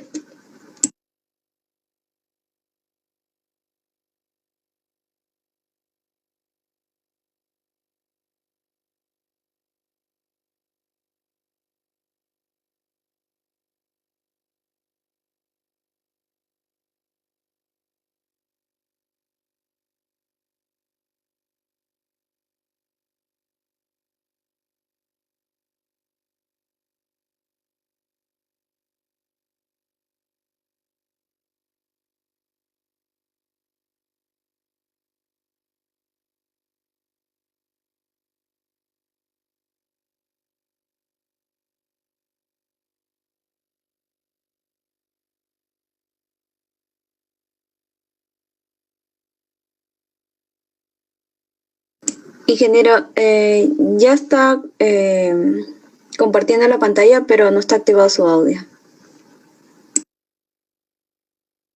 Ahora sí. Les decía, gracias, les decía que aquí tienen ustedes esta pantalla, que es en el idioma de LIS, y acá tienen esta pantalla, que es la parte, digamos, como nosotros estamos acostumbrados a ver, ¿no? Ahora, cuando en el programa ustedes han metido los datos, pueden entrar a Diagram Window, y acá ustedes pueden insertar una figura y presentar mejor las cosas que ustedes quieren mostrar. Por ejemplo, yo quiero mostrar acá los datos técnicos, entonces aquí habría alimentado al programa, ¿no? Todos las eficiencias, ¿no? O sea, todos los datos, ¿no? O sea, los he presentado, ¿no? Ahora puedo acá regresar y acá le digo que me dé los cálculos. Entonces, por ejemplo, acá me ofrece todas las temperaturas, miren, todas las temperaturas del ciclo a gas, todo. La temperatura de entrada, la del compresor, la de salida de la cámara, 4, 5, ¿no? Acá estamos planteando 100 grados de salida, ¿no? 373 Kelvin. Y acá tenemos todos los puntos en el ciclo Rankine, ¿ya? Luego puedo pedirle que me muestre los diagramas. Entonces, aquí me está mostrando cómo han sido ejecutados los diagramas en todo el ciclo. Aquí en el programa, ¿no? Se ven todos los ploteos. Es decir, por ejemplo, esto es lo bueno que tiene el programa, ¿no? Porque cuando ustedes hacen la programación en el LIS, ¿qué ocurre? Ustedes le dicen, por ejemplo, quiero la eficiencia versus la relación de presiones, ¿ya? Y la quiero, por ejemplo, digamos, con diferentes comportamientos de presión del vapor. y les dibuja pues los diferentes comportamientos. Y pueden ver ustedes que las eficiencias máximas se logran en los puntos de las crestas. O por ejemplo le dicen, mira, la temperatura del ciclo, si tú pones 1800 grados, 1850, 1700, fíjate acá, ¿no? 1600, perdón, etcétera. ¿Cómo es el comportamiento de tus turbinas y cómo es la eficiencia de ciclo combinado? Entonces tú puedes escoger acá los diferentes valores. ¿Por qué? Porque el programa te permite variar las condiciones de todo lo que tú quieras. Entonces, al variar las condiciones en el programa, te comienza a plotear todas las curvas. Por ejemplo, esto es la calidad, miren. ¿Qué pasa con la calidad en el punto 6, ¿no? Con respecto a la eficiencia de la turbina a gas, por ejemplo, ¿no? O acá, cómo se muestra la temperatura del ciclo Joule-Brayton con respecto al del ciclo combinado. ¿Qué comportamiento? ¿Hacia dónde va, no? Se puede ver que tiende a subir cuando la temperatura es alta. Es decir, ustedes pueden ver el comportamiento de todo, ¿entienden? El comportamiento de todo. Y pueden dibujar sobre qué base han tenido, ¿no? Es decir, el programa les ofrece todos los cálculos que ustedes hacen a mano, se los ofrece, pero directamente puestos en el programa. ¿Estoy bien? ¿Se ve esto o no? ¿Se ve la diapositiva, por favor? ¿O no? ¿Se ve la diapositiva? Sí, ingeniero, sí se ve. Se ve. Ya, vamos a remontarnos acá. Vamos a dejarlo esto acá de nuevo. ¿Ya? Entonces, ya. Entonces, fíjense, estos datos, ¿ya? Se han metido al programa, ¿ven? Se han metido al programa, ¿ya? O sea, 15 grados de entrada, 1 bar, relación de presiones 15, y después lo cambio, ¿ya? Después yo lo cambio, digo, no quiero 15, quiero de 10 hasta 20, y que me grafique, y te lo grafique. Pero tienes que tener un dato de entrada, ¿correcto? Entonces, acá está siendo calculado, miren, para un punto, con todas sus fórmulas, ahí está todas las fórmulas que se emplean para el cálculo, ¿no? Todas las fórmulas, ¿ya? Todas las fórmulas, entonces es un cálculo a mano, todas las fórmulas, ¿ya? Y este es el diagrama de entalpías que se presenta porque tienes tú diferentes ciclos, ¿no? O sea, en el HRSG, ¿se acuerdan? Tenían diferentes presiones. Tenían un estado, otro estado intermedio, 3 estados intermedios.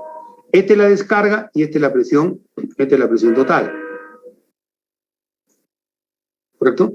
Entonces, aquí tienen ustedes prácticamente la estructura de los diferentes puntos que después en el IS, ¿no? Se lo han pedido. ¿Ya? Todos esos puntos, lo que a nosotros nos demoraría en encontrar de tablas interpolando, simplemente en el IS ustedes rápido lo encuentran. ¿Ya? Rápido lo encuentran.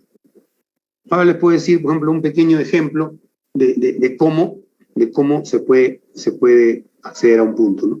Miren, ahí tienen todas las fórmulas, ¿no? Que están a mano, y luego pidiendo, ¿no? Los resultados principales, ya aquí he hecho un corte del IS para que me bote los resultados, ¿no? Y miren cómo me bota las eficiencias, ¿no? 59% prácticamente, ¿no?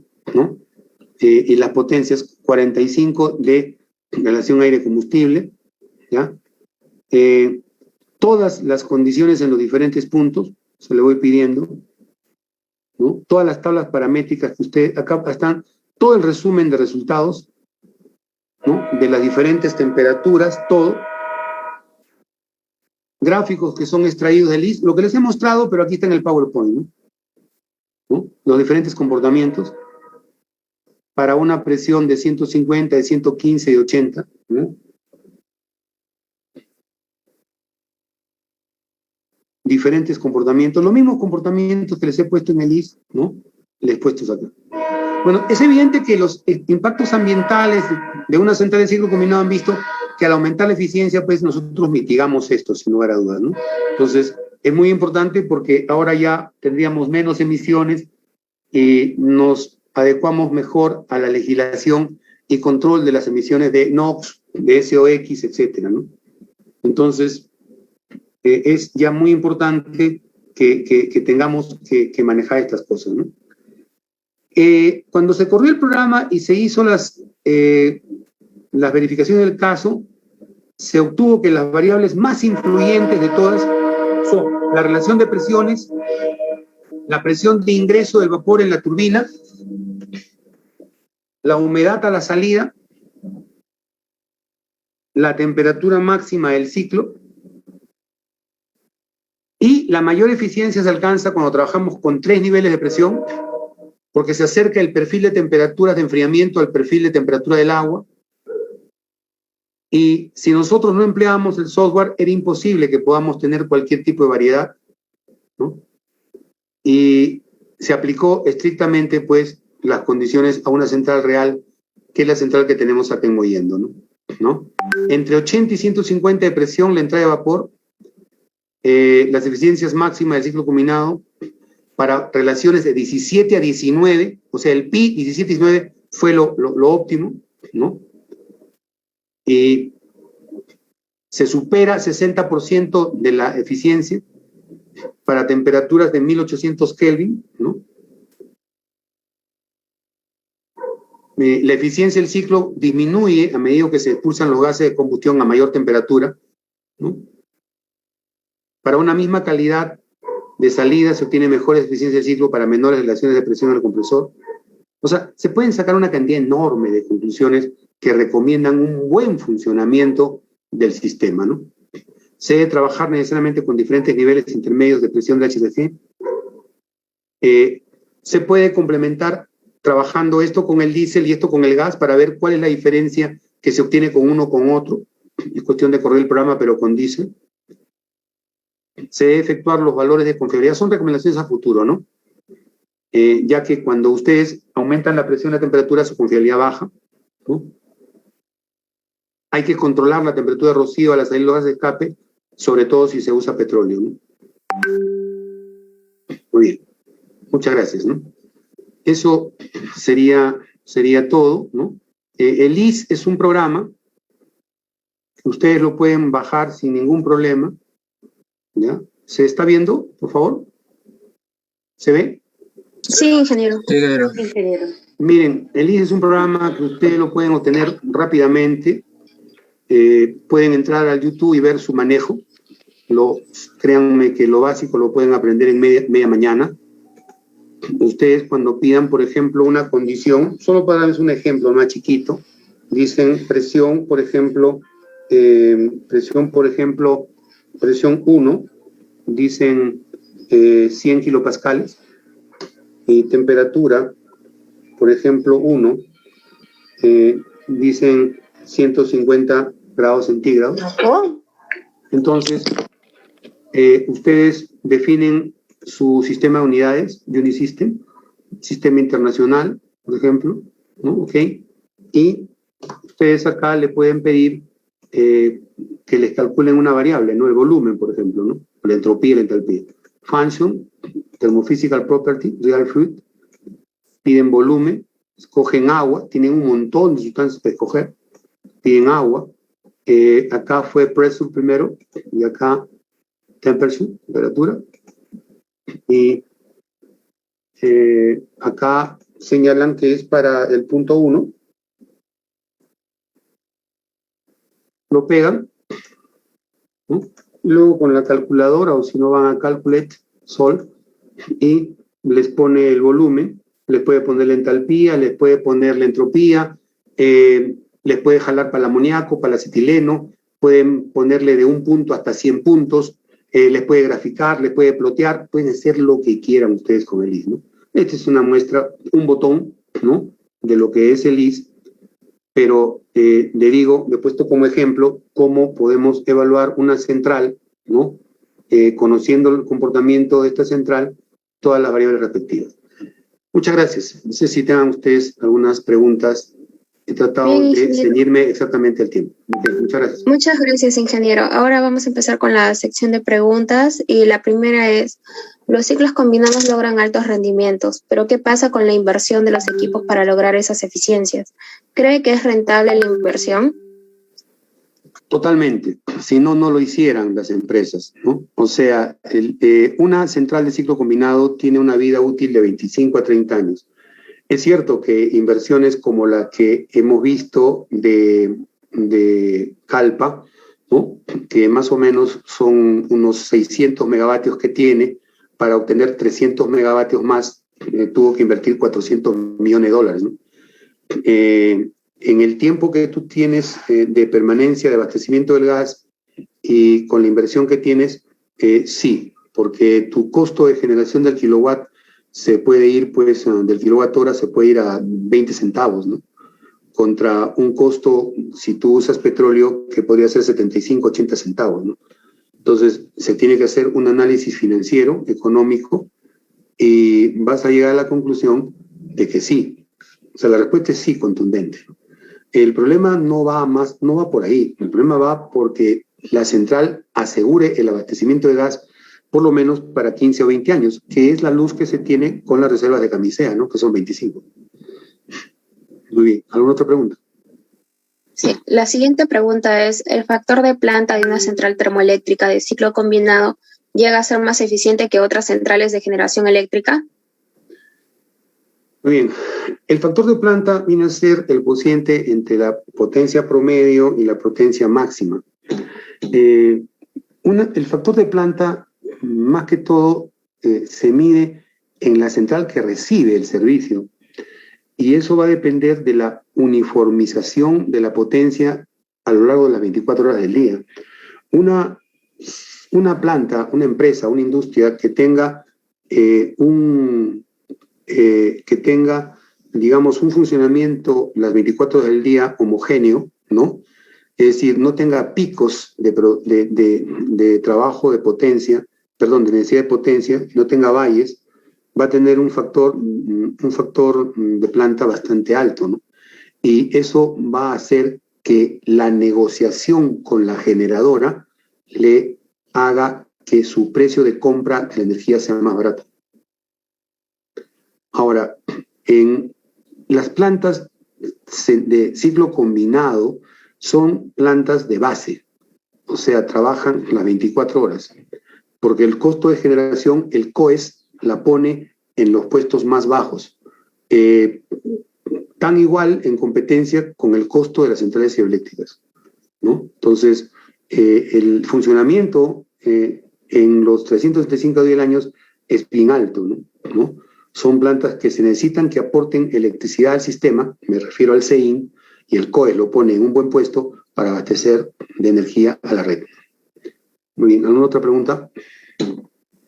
Sí, ingeniero. La siguiente pregunta es, hace unos años en Samay hubo un problema de resonancia subsíncrona que ocasionó un daño mecánico en el eje del conjunto turbina-generador.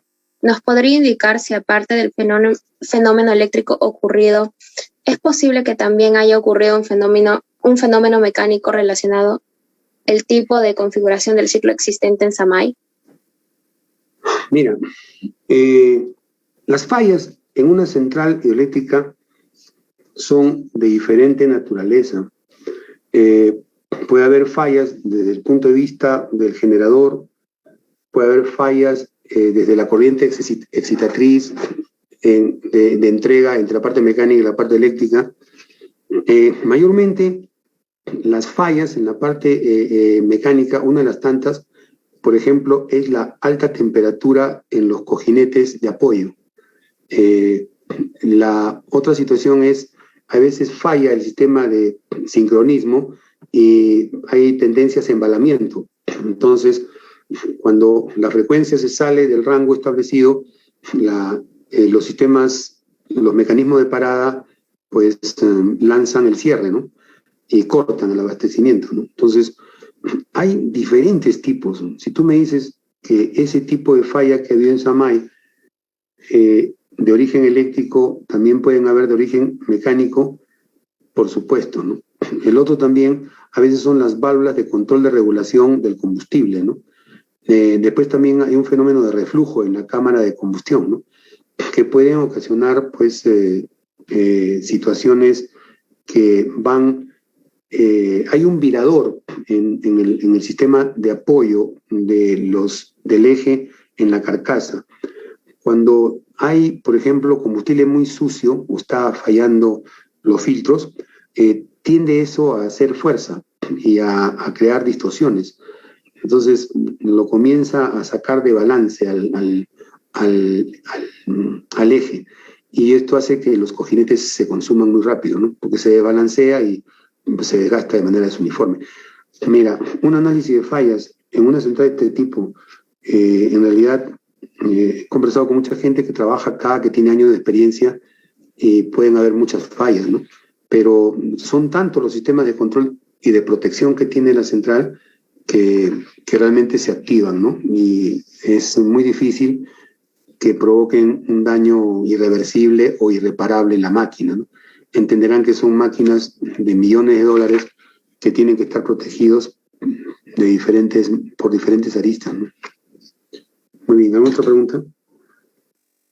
No, ingeniero, ya no quedan más preguntas. Muchas gracias y ahora damos paso a mi compañero Soraya para que pueda darles algunos alcances acerca de la certificación. Muy bien, entonces creo que conmigo tocaría entonces despedirme de ustedes, ¿verdad?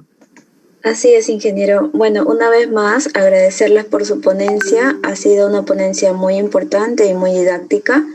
Y gracias también por aceptar la invitación.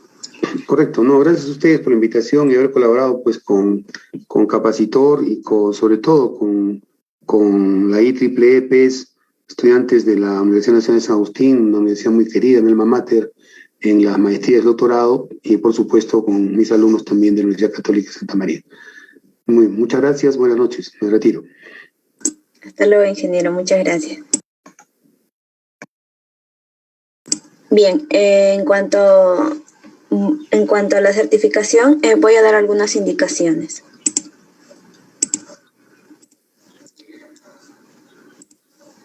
Como ya saben, estamos organizando la primera conferencia internacional Electric Power Week Capacitor 2021.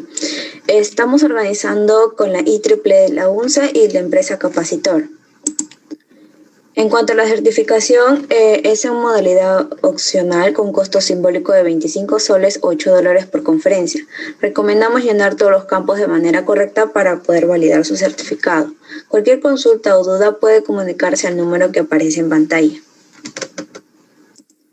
En cuanto a las entidades bancarias, tenemos las entidades nacionales e entidades internacionales. Las entidades nacionales son Scotiabank, BVA y BCP. Y la entidad internacional es PayPal. Los pasos a certificarse: primero debe ingresar su número de DNI, apellidos y nombres completos. Luego su número de WhatsApp y el correo Gmail. La entidad bancaria donde realizó el pago, su certificación, como ya saben, es en modalidad opcional con costo simbólico de 25 soles o $8 por conferencia, pero también estamos ofreciendo una certificación por todo el evento con costo simbólico de 50 soles o $16. Y como paso final deben ingresar la foto del pago. Como ya saben, tu desarrollo profesional es muy valioso en los mercados competitivos actuales. Por ello, invitamos a las siguientes ponencias que serán realizadas hasta el día de hoy, hasta las 10 de la noche. Muchas gracias. Están invitados a la ponencia de 6 de la tarde.